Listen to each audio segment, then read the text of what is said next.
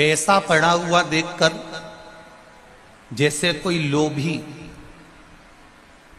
पैसा पड़ा हुआ देखकर जैसे कोई लोभी उसको उठाने के लिए झुक जाता है, वैसे ही महादेव का मंदिर देखकर जिस दिन भक्त का सिर अपने आप झुकना प्रारंभ हो जाए, समझ लेना कि महादेव के मिलने में देरी नहीं।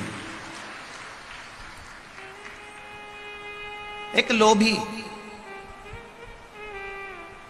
जो लोभ में समाया हुआ है, वो लोभी अगर पैसा पड़ा हुआ दिखता है तो उसको वो उठा लेता है। एक लोभी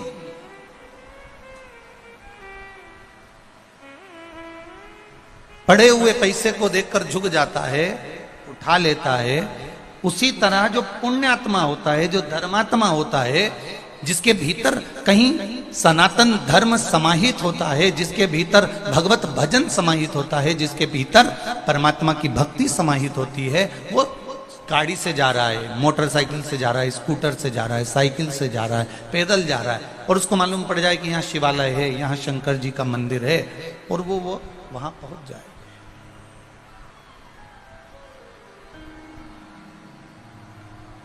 उसकी भक्ति, उसका विश्वास, उसकी दृढ़ता वहां बन जाए। शंभु शरणे पड़ी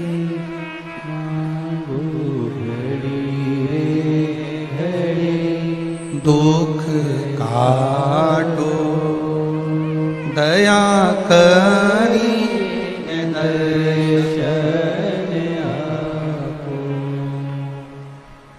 एक लोभी व्यक्ति धन देखकर झुक जाता है, और एक सत्कर्मी भजनावली शिव की भक्ति करने वाला शिव का मंदिर देखकर झुक जाता है।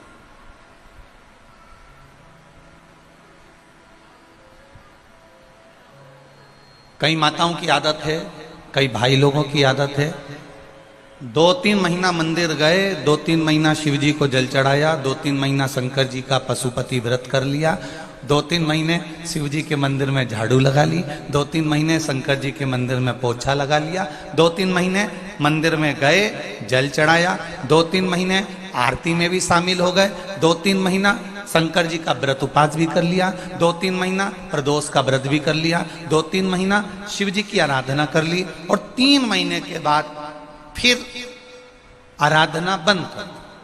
अब ना तो मंदिर में लोटा भर के जल चढ़ाएगी, अब ना सोमवार का व्रत करेगी, अब ना पशुपति व्रत करेगी, अब ना कोई मंदिर में जाकर झाड़ू लगाएगी, ना पोछा करेगी। उससे पूछा गया, क्यों भाई? अरियो जी, तूने मंदिर जाना क्यों बंद कर दिया? अरे भोलानाथ जी हमारी सुने ही नहीं। अच्छा, भोलानाथ जी ने सुना तो तूने मंदिर जाना बंद कर दिया हो? अब मैं काय को मंदिर जाऊं, मैं काय को जल चढ़ाऊं, अब मैं काय को लोटा भर के पानी चढ़ाऊं? भोलानाथ जी तो मेरी सुने ही नहीं। पर शिव महापुराण की कथा कहती है,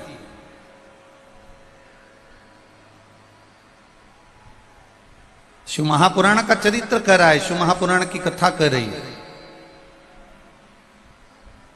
शबरी ने, माता शबरी, माता अहिल्या और विभीषण,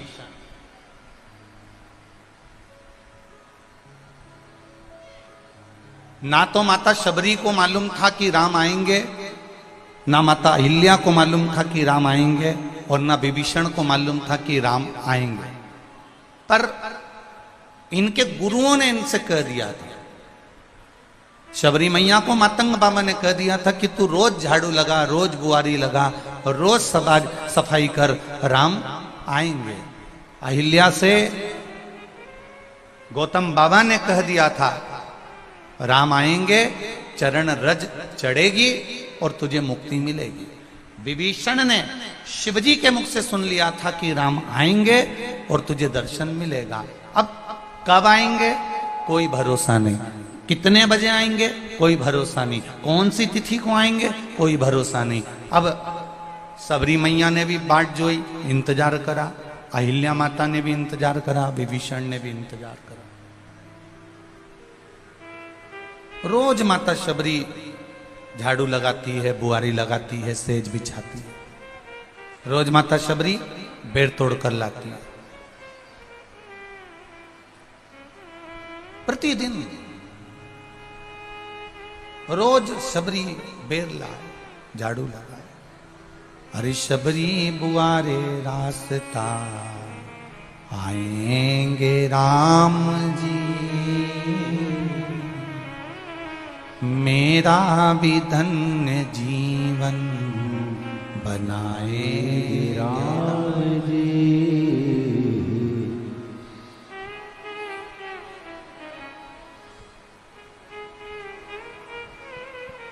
गई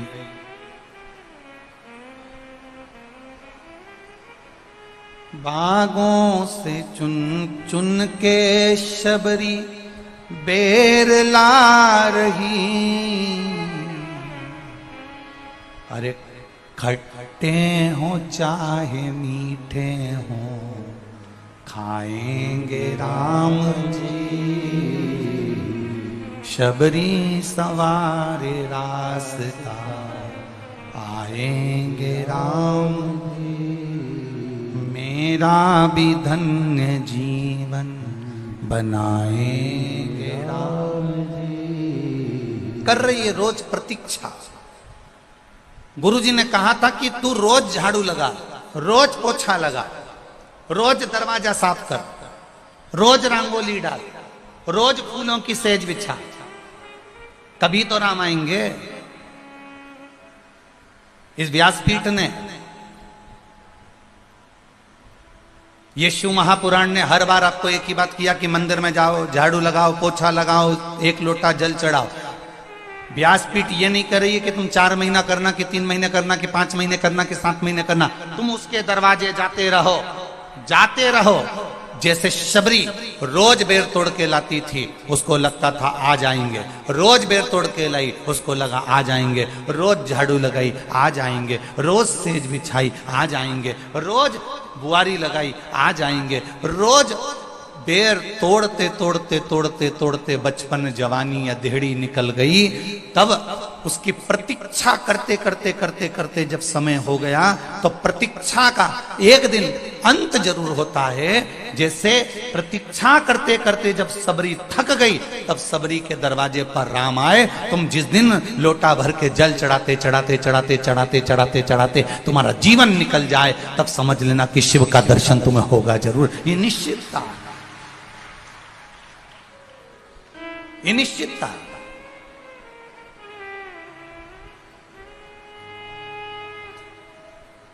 अब करो भजन शंकर का,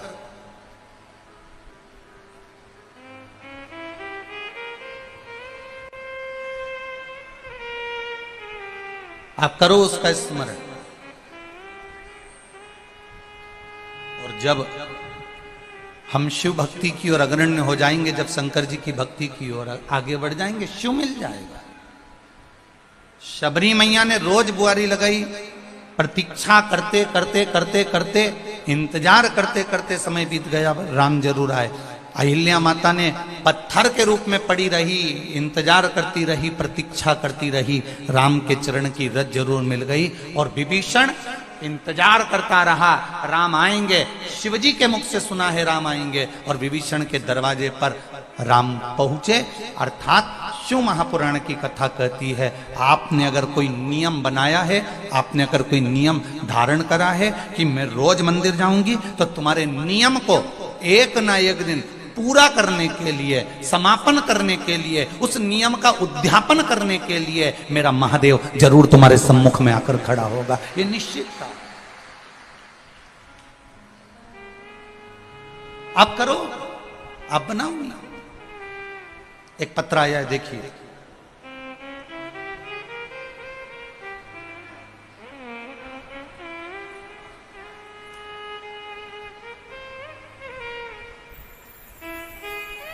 मैं शोभा रतनलाल मायचा, मायच, ग्राम कांकरिया, चिराग खान, जिला उज्जैन की रहने वाली हूँ। कहीं बैठी हो तो हाथ हिलाइएगा। जहां कहीं भी बैठी हो अपना हाथ हिलाइएगा। मैं शोभा रतनलाल मायच, ग्राम कांकरिया, चिराग खान, जिला उज्जैन की रहने वाली हूँ। कहीं बैठी हो तो हाथ हिलाइएगा, जहां कहीं भी बैठी हो। शोभा रतनलाल मायच, ग्राम कांकरिया, चिराग खान, जिला उज्जैन की रहने वाली हूँ। पत्र पढ़िएगा। गुरुदेव बाबा की कृपा से आपके जो उपाय बताए गए उसने बाबा ने हम पर कृपा करी। हम आपकी कथा को 2 साल से सुनते आ रहे हैं। आस्था चैनल पर सभी लोग पत्र पढ़ रहे होंगे या टीवी पर एलईडियां रखी हो तो आप भी पत्र पढ़ सकते हैं। 2 साल से सुनते आ रहे हैं। उस उपायों से मेरे पुत्र विशाल मायच और पुत्री निकिता मायच का खुशहाल जीवन बन गया। उन्होंने लगातार 3 साल तक पढ़ाई करी, बहुत सारी सरकारी नौकरी के लिए अलग अलग फॉर्म भरे और उनके पेपर दिए, फिर भी उनको कोई सफलता प्राप्त नहीं हो रही थी। और उस समय कोरोना काल के कारण उनकी पढ़ाई में बहुत नुकसान हुआ। फिर हमने आपके बताए हुए उपायों का करना प्रारंभ किया और मैंने 3 पशुपतिनाथ के व्रत किए। फिर उसी व्रत का लाभ मेरे पुत्र और पुत्री को मिला, जिससे उन्होंने मध्य प्रदेश पुलिस का पेपर पास किया। फिर फिजिकल में कुछ कठिनाइयों के कारण मेरी बेटी की हीमोग्लोबिन की कमी के कारण शारीरिक कमजोरी आ गई, जिससे उसकी तबीयत ज़्यादा खराब हो गई और हमारी हिम्मत भी टूटने लगी। फिर मेरे पति ने प्रदोष के व्रत को करना प्रारंभ करा और मैंने पशुपतिनाथ का व्रत करना फिर से प्रारंभ किया। और बाबा की कृपा ऐसी हुई कि मेरी बेटी और मेरा बेटा दोनों मध्य प्रदेश पुलिस में 15 दिसंबर 2022 को ज्वाइनिंग हो गए। ये बाबा की कृपा दृष्टि है। ये शिव तत्व है, ये पत्र है। अर्थात विश्वास। थोड़ी प्रतीक्षा करना पड़ेगी, थोड़ी प्रतीक्षा आपको करना है, थोड़ी प्रतीक्षा करना पड़ेगी अपनी।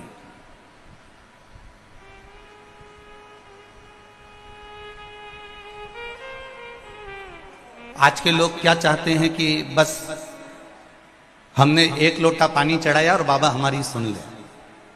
आज की दुनिया के लोग तुरंत चमत्कार चाहिए। और शिव महापुराण की कथा कहती है कि भोले बाबा के पास कोई चमत्कार नहीं है, शिव जी के पास में कोई बेल भभूति नहीं है, शिव जी के पास में कोई ऐसा मंत्र नहीं कि तुम्हारे ऊपर फेंक दिया जाए और तुम्हें गड़ा हुआ सोने का हंडा मिल जाए। ऐसा कहीं का सोने का हंडा निकालने वाला हो तो हमको भी बता दे कि यूं एकदम कुछ फेंक दे और हंडा निकल जाए। शिव जी के पास में ये नहीं है। शंकर भगवान ने श्री गणेश जी महाराज से कहा तुम्हें कर्म करना पड़ेगा। शंकर भगवान ने अपने षडानंद कार्तिकेय से कहा तुम्हें कर्म करना पड़ेगा। शंकर भगवान ने अशोक सुंदरी से कहा तुम्हें कर्म करना पड़ेगा। शंकर भगवान ने अपनी 5 बेटियां जया, विषहरा, सामरीबारी, दौतली, देव, इन 5 बेटियों से कहा तुम्हें कर्म करना पड़ेगा। शंकर भगवान ने अपनी बहुओं से कहा तुम्हें कर्म करना पड़ेगा। शिव जी कोई चमत्कार नहीं कर रहे हैं, कर्म करना पड़ेगा। और कर्म करने के बाद उस कर्म को भगवान पर सौंप दो। कर्म करने के बाद उसे देवाधिदेव महादेव को दे दो, उसका फल अपने आप मिल जाएगा। आज के दुनिया के लोगों को तुरंत फल चाहिए, तुरंत। और तुरंत फल के चक्कर में दुनिया के लोग ना जाने कहां कहां भटक जाते हैं, ना जाने किस किस के चक्कर में पड़ जाते हैं कि तुरंत फल चाहिए। कोई ऐसा मिल जाए जो हमको करोड़पति बना दे, कोई हमको ऐसा मिल जाए जो हमको धनपति बना दे, कोई हमको ऐसा मिल जाए जो हमको वैभवपति बना दे। और वो धनपति की जगह तुमको इतना लूटता रहेगा, इतना लूटता रहेगा कि एक दिन तुमको रोडपति बना देगा। शिव महापुराण की कथा कहती है किसी चमत्कार के चक्कर में नहीं, किसी इधर उधर के चक्कर में नहीं। शिव महापुराण की कथा कहती है जैसे मां जगत जननी पार्वती देवादिदेव महादेव के चक्कर में रही, गणेश जी महाराज शंकर जी के चक्कर में रहे, सदानंद कार्तिकेय शिव जी के चक्कर में रहे, माता लक्ष्मी, नारायण, ब्रह्मा, ब्रह्माणी, इंद्र, जितने भी देवी देवता हैं सब शिव जी के चक्कर में रहे। बस आपसे भी निवेदन है कि बेटमा में आप जिस शिव महापुराण की कथा सुन रहे हो, हमें किसी के चक्कर में नहीं पड़ना। अगर पढ़ना है तो देवादिदेव महादेव के चक्कर में पढ़ना है, उसके मंदिर तक जाओ। और भोलेनाथ के मंदिर भी जा रहे हो तो ये सोचकर मत जाना कि एक दिन जल चढ़ाऊंगी या 2 दिन जल चढ़ाऊंगी या 3 दिन जल चढ़ाऊंगी या 4 दिन जल चढ़ाऊंगी या 5 दिन जल चढ़ाऊंगी। ना ना ना ना, तेरे मंदिर में आना मेरा काम है और मेरी बिगड़ी बनाना तेरा काम। आप उसके दरवाजे पर जाते रहो, आप उसकी चौखट पर जाते रहो, आप उसके द्वार तक जाते रहो, वो आपको फल देगा, ये निश्चितता।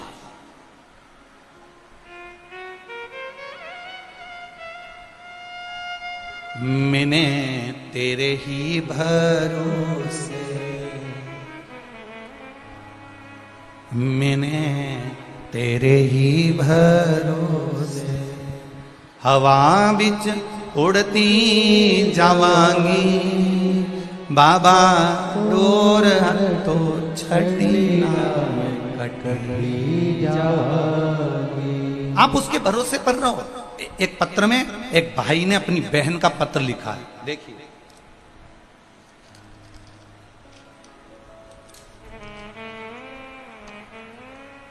भैरू सिंह यादव, ग्राम झालरिया, पोस्ट बेटमा, तहसील देपालपुर।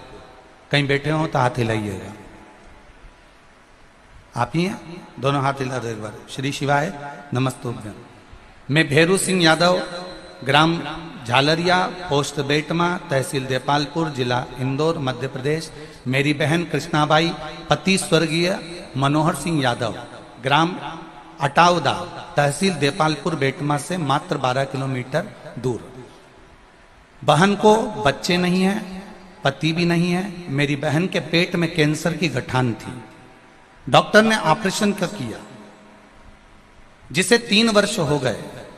बीच में तबीयत फिर खराब हुई, अहमदाबाद भी ले गए। वहां डॉक्टर ने जवाब दे दिया कि यह कुछ महीने की मेहमान है। तब बहन कृष्णाबाई ने एक मन में धारणा बना ली और मैंने भी एक धारणा बना ली कि बहन, तेरी बीमारी में जो पैसा लग रहा है, अगर देवादिदेव महादेव तुझे ठीक कर दे तो ये पैसा डॉक्टर की उस बीमारी में लगाने की अपेक्षा अपना मकान तोड़कर उस मकान की जगह पर अपन शिवालय बना देंगे।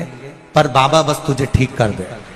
और बाबा की कृपा से शिव मंदिर का निर्माण करा और मेरी बहन जब धीरे धीरे ठीक होने लगी, उसका पैसा कैंसर में लगना हमने बंद कर दिया, तो मेरी बहन भी ठीक होने लगी। और उसी के पैसे से आज बाबा का एक मंदिर का निर्माण कर दिया, जिस मंदिर का मैं फोटो भी लगा रहा हूं। ये शिव तत्व है। बैठिए यादव जी, बहुत बहुत धन्यवाद। अब मेरी बहन ठीक है और वो आस्था चैनल पर घर में बैठकर कथा सुन रही है। मैं बाबा को यहां पर प्रणाम करने आया हूं। यादव जी बहुत बहुत साधुवाद। ये चित्त वृत्ति है, ये मन, ये एकाग्रता, ये आपका चिदानंद, ये स्वरूप आपके भीतर होना चाहिए।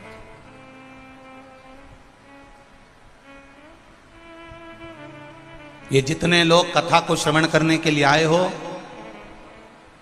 सियोर वाला महाराज आपको कुछ नहीं देगा और ना हमारी सामर्थ्यता है कि हम आपको कुछ दे दें। पर इतना याद जरूर रखना कि पंडाल में तुम जितने कदम चलकर कथा के इस पंडाल के अंदर आकर बैठे हो, जितने लोग आस्था चैनल पर और फेसबुक यूट्यूब पर कथा सुन रहे हो, जितने यहां बैठकर कथा सुन रहे हो, ये विश्वास रखना कि मेरा देवादिदेव महादेव तुम्हारी झोली खाली नहीं रखेगा, वो भरकर जरूर भेजेगा। निश्चितता।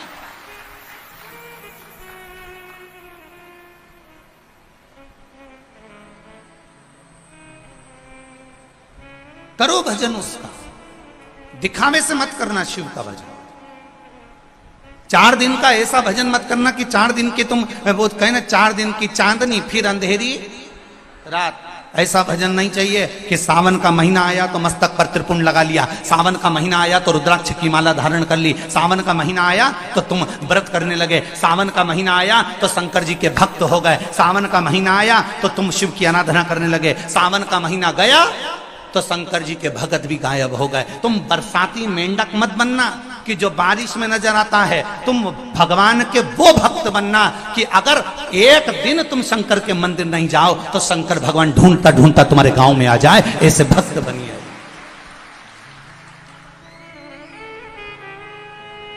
शिव के वो भक्त बनो, वो ढूंढता ढूंढता तुम्हारे दरवाजे पर पहुंचो।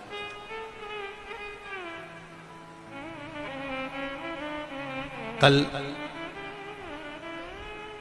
विशाल भैया नहीं माने, हम वैसे तो किसी से मिलते कम ही हैं, मिलते नहीं, पर कल विशाल भैया नहीं माने, गुरुजी सबका मन है थोड़ी देर आप मिल लिया करो। तो शायद बहुत सालों के बाद शाम को 8:30 बजे सबसे थोड़ी देर मिलना हुआ। मिलना क्या हुआ, आप लोगों के भाव मालूम पड़े। जितने पुरुष, जितने बच्चे, जितनी बेटियां, जितनी माताएं जो भी मिलने के लिए आई, उनको देखकर एक खुशी हुई कि उनके गले में एक एक रुद्राक्ष पड़ा हुआ था। वो देखकर एक आनंद समा गया। धन्य आपको, प्रणाम करता हूं आपके पावन चरणों को, नमन करता हूं।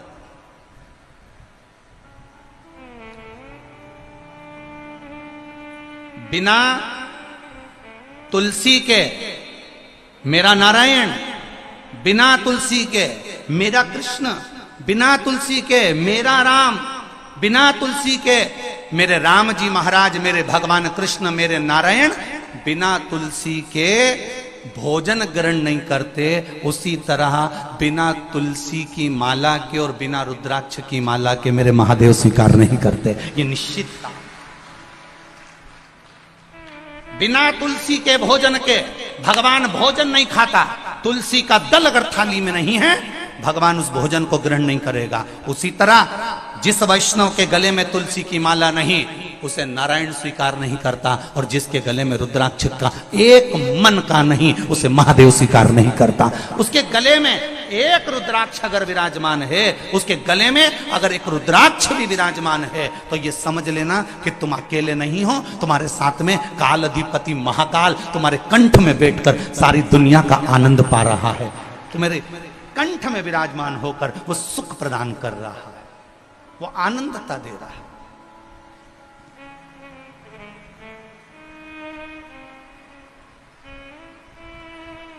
एक बार रामकृष्ण परमहंस जी वृंदावन की रज में पहुंचे।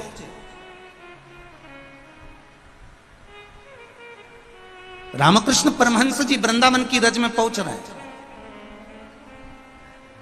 भारत की भूमि का पहला संत, भारत की भूमि के पहले संत रामकृष्ण परमहंस, जो मथुरा के रेलवे स्टेशन पर उतरे तो पांव से नहीं उतरे, सिर से उतरे।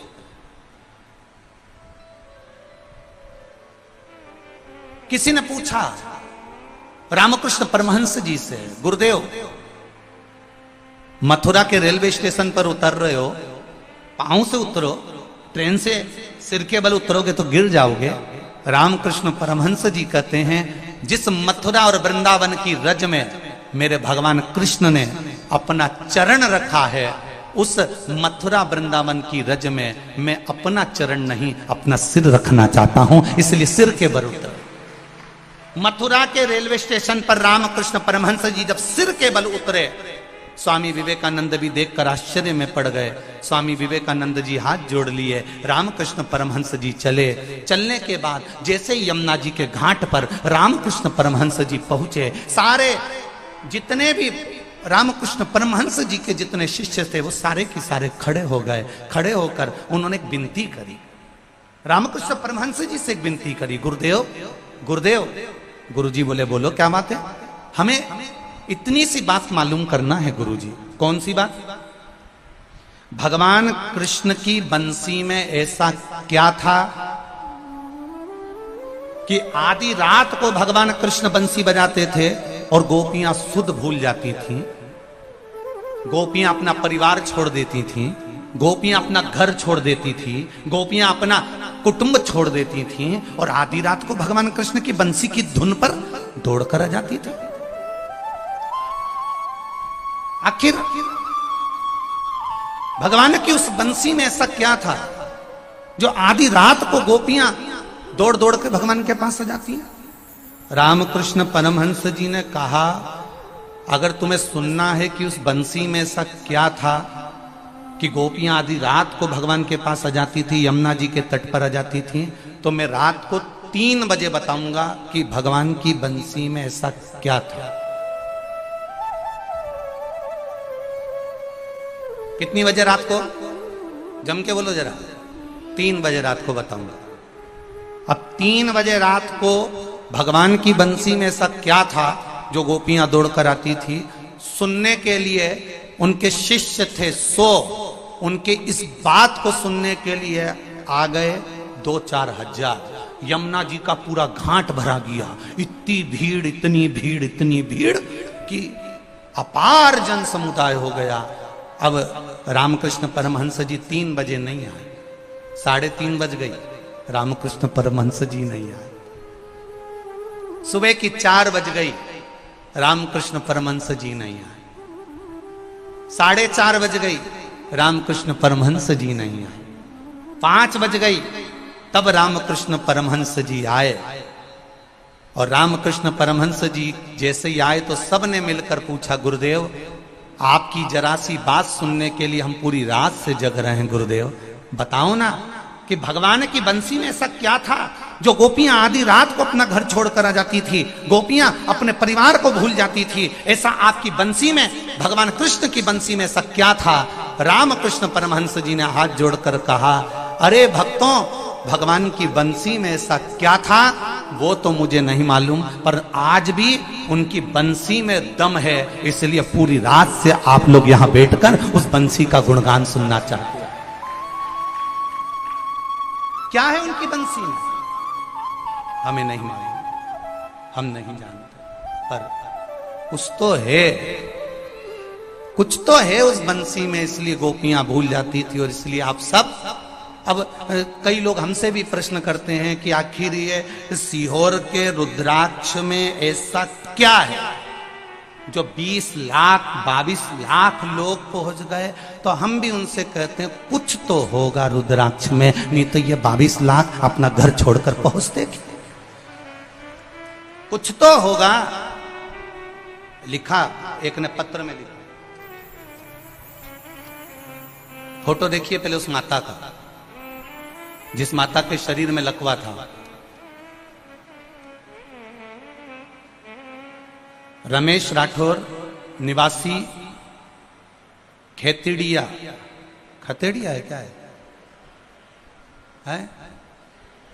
खेतड़िया, खतेड़िया, जो भी होगा, सारंग जिला इंदौर, खतेड़िया सारंग जिला इंदौर। पत्र में उन्होंने अपनी धर्म पत्नी का फोटो लगाया है जिसको लकवा लगा। मेरी धर्म पत्नी जानाबाई को लकवे की बीमारी हो गई थी, वह मरने की कतार में मेरी धर्म पत्नी पहुंच गई थी। डॉक्टरों ने मेरी पत्नी को घर ले जाने को बोल दिया था क्योंकि शरीर काम करना बंद करा। मैंने सन 2020 से उसका इलाज डॉक्टरों से कराया, परंतु अच्छी नहीं हुई। उसके बाद पत्र जरूर पढ़ना आप लोग जो टीवी पर चल रहा होगा। उसके बाद सीहोर गया, वहां से रुद्राक्ष लेकर वहां से आया और भोले बाबा को नित्य जल में रुद्राक्ष को डुबोकर शिव जी को चढ़ा देता और मेरी पत्नी को उस पानी को पिला देता। बाबा की कृपा से मेरी पत्नी जो 2020 से लकवे में पड़ी थी वो एकदम ठीक हो गई, चलने लगी और मैं बाबा को यहाँ प्रणाम करने आया हूँ। आप ही ने लिखा है पत्र, दोनों हाथ ऐसे हिला दो एक बार। श्री शिवाय नमस्तुभ्यम। रमेश जी राठौर, हाँ एक बार हाथ हिला दीजिए। श्री शिवाय नमस्तुभ्यम। अब ठीक है वो, बस बाबा की कृपा। श्री शिवाय नमस्तु। शिव तत्व में लोग पूछते हैं सीहोर के रुद्राक्ष में है क्या? हम कहते हैं हमको भी नहीं मालूम क्या है, पर इतना जरूर है कि उस रुद्राक्ष में कुछ तो है जो पूरा ब्रह्मांड पूरा भारत उस रुद्राक्ष से हिला हुआ है। केवल एक रुद्राक्ष। कहते हैं 5 रुपए का है, कोई कहता है 2 रुपए का है, कोई कहता है 10 रुपए का है। हम कहते हैं उसकी कोई कीमत नहीं है, वो तो बाबा के चरणों का केवल एक रज है, उस रज का ही मूल तत्व है और कुछ भी नहीं। क्या है उसमें? कई लोग कहते हैं शिव पुराण में क्या है, इतने लाखों लोग आ रहे हैं शिव पुराण सुनने के लिए, भरचक गर्मी पड़ रही है, इंदौर से गाड़ियां भरा भरा के आ रही हैं, ढेर देपालपुर, बेटमा, आसपास का पूरा क्षेत्र भरा पड़ा हुआ है। जितने बेटमा के लोग यहां कथा सुनने बैठे हैं, इन सबके घर में 5-5, 10-10 मेहमान पड़े बैठे हैं। पूछो इन बेटमा वालों से, उठाओ रही हाथ बेटमा वाली जितनी बैठी है, उठाओ जरा बेटमा वाले उन जितने बैठे हो। अब इनके जरा विचार करो, इनके घर में 8-8, 10-10 लोग भरे पड़े। तुम तो केवल कथा सुन रहे। इनकी बहुओं से पूछ, बापड़ियों से रोटी बनाई। 4 घंटा बहुएं सुखी रहती होंगी जब ये घर के मेहमान कथा में जाते होंगे, और सुस्ता के शाम की तैयारी करती होगी, कुकर चढ़ा दे। क्यों? सब आने वाले हैं वापिस, कुकर चढ़ा, फिर तैयारी। और मालूम पड़े शनिवार रविवार बीच में पड़ी गया तो 10-20 हो रही नहीं, टपकी गया और पड़ा। अब किसी ने उन बहुओं से पूछा, बेटा कथा में नहीं गई? अब बहू भी बेचारी सिर पे पल्लू लग के बोली,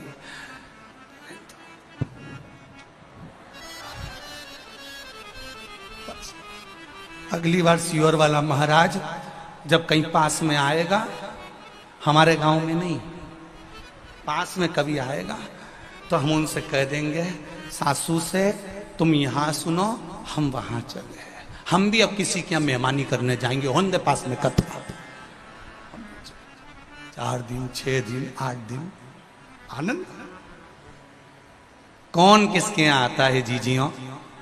शादी भी होती है ना तो कोई मुंह दिखाने के लिए आता है, पर शिव महापुराण की कथा केवल एक ऐसी होती है जो मेहमान खुद फोन लगाकर बोलता है, मैं 4 दिन तुम्हारे यहां रहूंगा। कथा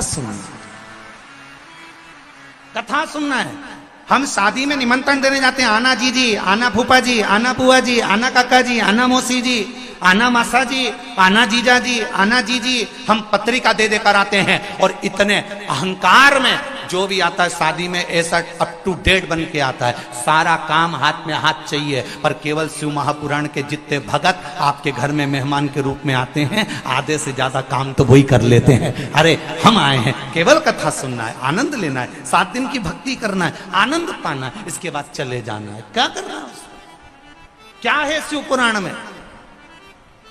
इस शिव महापुराण की कथा में है क्या? जो टीवी के सामने सुनते हैं तो कार्य हो जाता है, मोबाइल पर सुनते हैं तो कार्य हो जाता है, पंडाल में बैठकर सुनते हैं तो कार्य हो जाता है, शिवालय में जाके 1 लोटा जल चढ़ाते हैं तो कार्य हो जाता है, एक बेलपत्री शिव को चढ़ी हुई खाते हैं तो बीपी शुगर लेवल पर आ जाता है। आखिर इस पुराण में है क्या?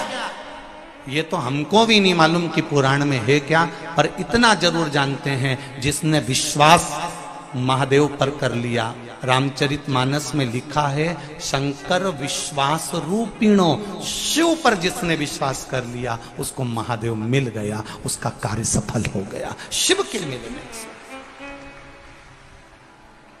शिव के प्राप्त करने से। किसी के यहाँ 19 साल में, किसी के यहाँ 15 साल में, किसी के 8 साल में, किसी के 10 साल में, किसी के 20 साल में संतान हो रही, किसी के 5 साल में, 6 साल में। और आप भी बेटमा के रहने वाले हो, आप भी जिस गांव से आए उस गांव में देखना, आपको सूचना मिली होगी। किसी ने कहा होगा मैंने पशुपति व्रत करा था, मुझे ये हुआ, मैंने पशुपति व्रत करा, मेरे को ये आनंद हुआ। क्या है ऐसा पशुपति व्रत? क्या सुख पाया? आनंद की एक लहर था, आनंद का एक सुख परमात्मा की शरणागति में है, उसके विश्वास, थोड़ी प्रतीक्षा में। शबरी अम्बा ने प्रतीक्षा करी, राम सामने आ गए। विभीषण ने प्रतीक्षा करी, राम सामने आ गए। माता अहिल्या ने प्रतीक्षा करी, राम सामने आ गए। आपसे भी निवेदन है, थोड़ी एकदम जल्दीबाजी मत करना कि मैंने अभी लोटा भर के जल चढ़ाया तो भगवान मेरी सुन लेगा, मैंने अब भी जल चढ़ाया तो भगवान मेरी सुन लेगा। ना ना ना, थोड़ी प्रतीक्षा करना, उसके दरवाजे तक जाते रहना, उसकी कथा सुनते रहना, जब जब टीवी पर मिले तुरंत रिमोट से ढूंढना और सुनने का प्रयास करना, थोड़ा सा चित्त उसमें लगा कर रखना, रमा कर रखना, डूबे रहना, उसके अंतर्गत वो अपने आप आनंद की अनुभूति करा देगा अपने आप।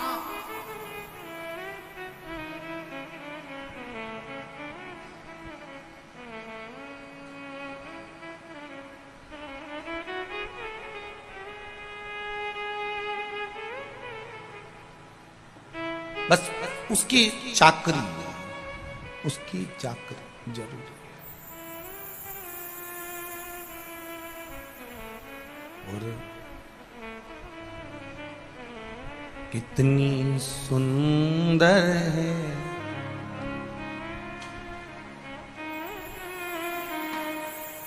कितनी सुंदर है माँ तेरी नगरी, भोले पैदल चले आ रहे हैं। कितनी सुंदर है माँ तेरी नगरी, भोले पैदल चले आ रहे हैं। कितनी सुंदर है माँ तेरी नगरी। सब गाइए। भोले पैदल चले आ रहे, कितनी सुंदर है माँ तेरी नगरी, भोले पैदल चले आ रहे हैं। कितनी सुंदर है माँ तेरी नगरी, भोले पैदल चले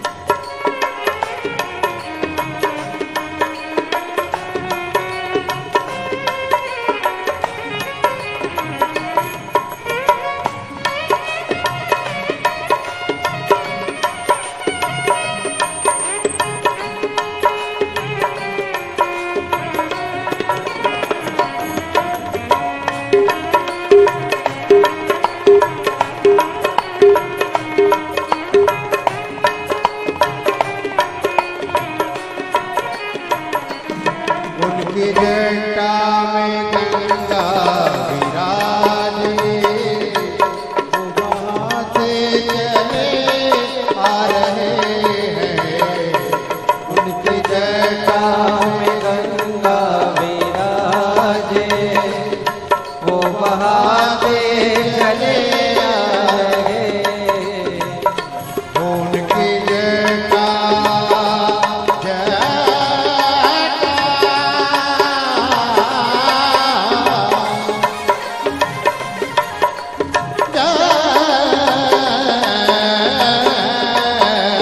उनकी जयका में गंगा विराजे वो बहाते चले आ रहे हैं उनकी गंगा में गंगा विराजे वो बहाते चले आ रहे हैं उनके माथे पे चंदा साजे उनके माथे पे चंदा विराजे चमकाते चले आ रहे हैं कितने सुंदर है आधी नगरी ओ भोरे पैदल चले आ रहे हैं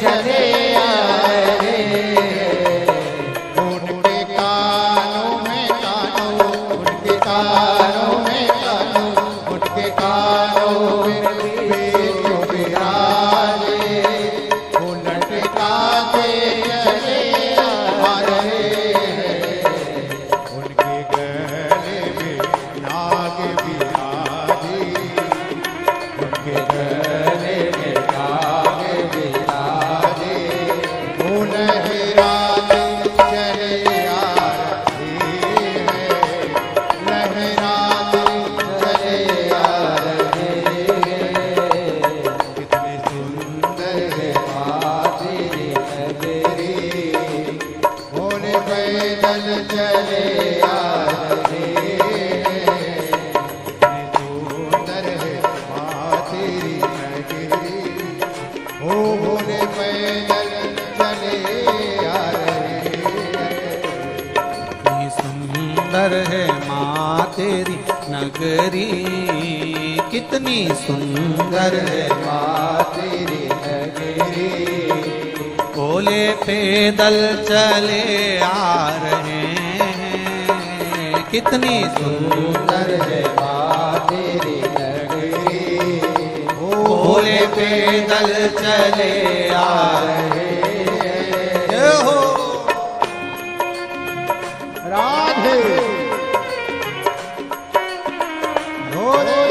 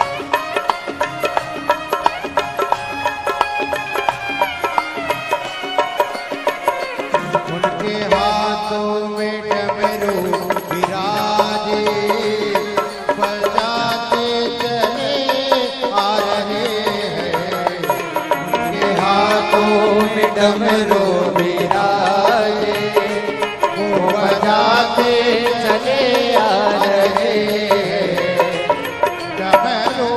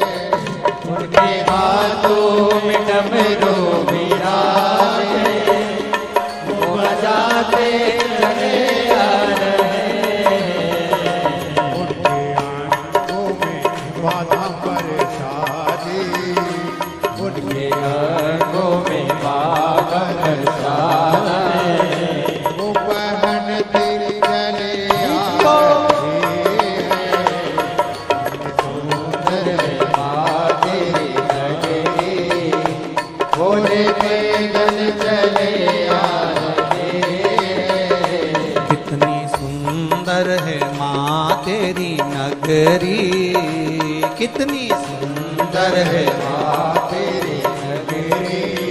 ओ भोले पैदल चले आ रहे हैं, कितनी सुंदर है माँ तेरी नगरी।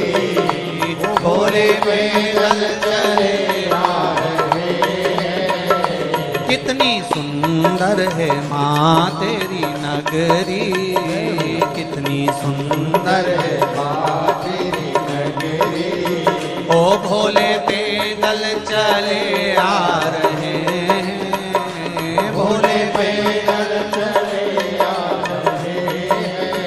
ओ भोले पैदल चले आ रहे हैं, भोले पैदल चले आ रहे हैं। भोले पैदल चले आ रहे हैं, भोले पैदल चले आ रहे हैं। भोले पैदल चले आ रहे हैं, भोले पैदल चले आ रहे हैं, भोले पैदल चले आ रहे हैं, भोले पैदल चले आ रहे हैं। हर हर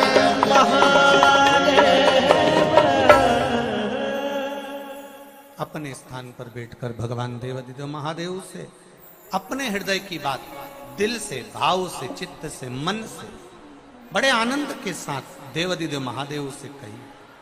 शिव महापुराण के मूल मंत्र का स्मरण करते हुए पंचाक्षर, षडाक्षर या श्री शिवाय नमस्तुभ्यम का स्मरण करते हुए बड़े भाव से दिल से कहिए। बाबा से विनय करो। श्री शिवाय नमस्तु, श्री शिवाय नमस्तु, श्री शिवाय नमस्तु, श्री शिवाय नमस्तु, श्री शिवाय नमस्तु। भोला सब दुख काटो मारा, ओ भोला सब दुख काटो मारा। शिव शंकर जपूं तेरी माला, भोले बाबा जपूं तेरी माला, भोला सब दुख काटो मारा, ओ भोला सब दुख काटो मारा। वेश है मंगल मंगलकारी, वेश है मंगल मंगलकारी। शमशान वासी हमारा, शमशान वासी हमारा, भोला सब दुख काटो मारा, ओ भोला सब दुख काटो मारा। आज शनिवार की प्रदोष है।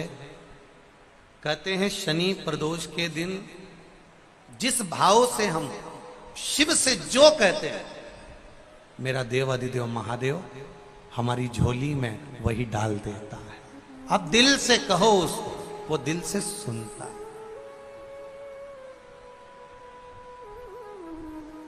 शिव का एक स्वरूप है दया, शिव का एक स्वरूप है प्रतीक्षा, शिव का एक स्वरूप है समर्पण। प्रतीक्षा का मतलब अभी आपको समझाया कि जितनी प्रतीक्षा कर सकते करो, होगा, समय आएगा, अच्छा होगा। समय लग सकता है। किसी किसी के फाइल अगर ज्यादा मोटी होती है तो इसको छुपाने में, दबाने में समय लगता है। छोटी मोटी फाइल तो कहीं पे भी दबा दो चल जाए, पर मोटी सी फाइल कोई दबे तो किसी किसी का पूर्व का कर्म थोड़ा ज्यादा हो सकता है, पाप कर्म ज्यादा हो सकता है, तो छुपाने में समय लग सकता है। परंतु बाबा के यहाँ देर हो सकती है पर अंधेर नहीं हो सकती। लगे समय, होगा। आएगा, श्रेष्ठ आएगा, अच्छा आएगा। शिव पुराण कह रही है दया। मां पार्वती जी बैठी हैं शिलाखंड पर, बच्चे के रोने की आवाज आ रही है वापिस। पार्वती मैया बेलपत्री के पत्ती की माला बना रही हैं, मंदार के फूल लगा रही हैं, शमी के पत्ते लगा रही हैं। कल आपको कथा में कहा था किन किन चीज में सुई का प्रयोग नहीं होता। ये सुई इसीलिए हमारे सनातन धर्म में बेटी की विदाई में चलनी, झाड़ू, सुई और अचार। हमारे यहाँ बेटी की विदाई में पापड़ देते हैं, बड़ी देते हैं, जो चीज खराब ना हो। हमारे यहाँ बेटी की विदाई में पापड़ बनाकर देते हैं, बड़ी भी बनाते हैं, मूंग की आदि आदि चीज। पर कुछ चीजें हमारे यहाँ बेटी की विदाई में नहीं जाती महाराज। एक सुई, दूसरी जम के बोलो जरा, झाड़ू, तीसरी चलनी और चौथी अचार की बरनी। ये चीजें नहीं।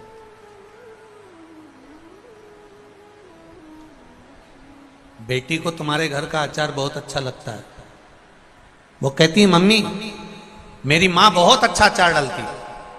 तो बेटी से कह देना बेटा एक काम कर, तू केरी मंगवा के रख ले, तू गोंदिया मंगवा के रख ले, नींबू मंगवा के रख ले, मैं आऊंगी आधा घंटा के लिए तेरे यहाँ अचार डाल के वापिस सजाऊंगी। मैं दुनिया का सारा सामान बेटी को दे सकती हूँ, पर बेटी की जिंदगी में खटास उत्पन्न हो, बेटी के जीवन में कहीं सड़न उत्पन्न हो, इसलिए मैं अचार नहीं दे सकती, सुई नहीं दे सकती, झाड़ू नहीं दे सकती और चलनी नहीं दे सकती।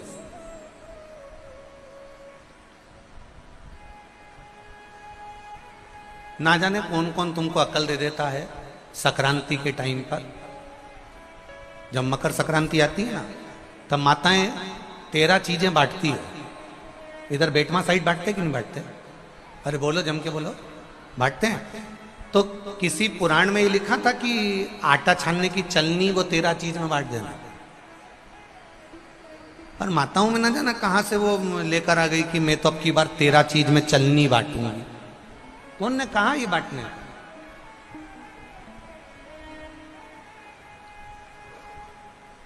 जो भगवान की सेवा में कार्य आए, जो भगवान के भजन में कार्यरत रहे, जो भगवान की सेवा में, ठाकुर की सेवा में, राम की सेवा में, मेरे कृष्ण की सेवा में, मेरे शिव की सेवा में जो तल्लीनता से सेवा में कार्य आए, वो चीज बांटो तो चल जाइए। चलनी कौन ने बांटने की थी तुमसे कि चलनी बांट? ना ना ना महाराज। माता पार्वती जी बैठी हैं, बेलपत्री की माला बना रही हैं, मंदार के फूल लगा रही हैं, शमी के पत्ते लगा रही हैं। बच्चे ने फिर आवाज लगाई, माता मुझे बचा लो माँ, माता मुझे बचा लीजिए, माँ मुझे बचा लो माँ, माँ मुझे बचा लो माँ। पार्वती जी फिर खड़ी हुई और माता पार्वती जी ने शिलाखंड पर खड़े होकर वापस निहारा, कोई बच्चा नजर नहीं आया, कोई बच्चा नजर नहीं आया। बार बार माता पार्वती बच्चे को निहार रही है और बच्चा चिल्ला रहा है। बार बार पलट कर देखा जा रहा है। फिर जब देखा पार्वती जी ने कि कोई समझ में नहीं आ रहा कि आखिर हो कौन रहा है, कौन चिल्ला रहा है, कौन बोल रहा है, किसको मालूम। थोड़ी देर बाद मां फिर सेवा में तल्लीन हुई।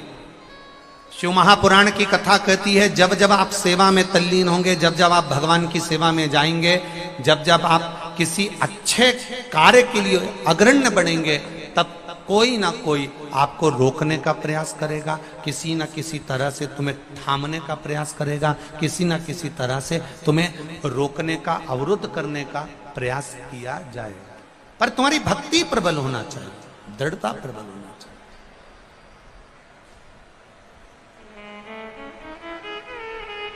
भक्ति की प्रबलता। मैंने तेरे ही भरोसे बाबा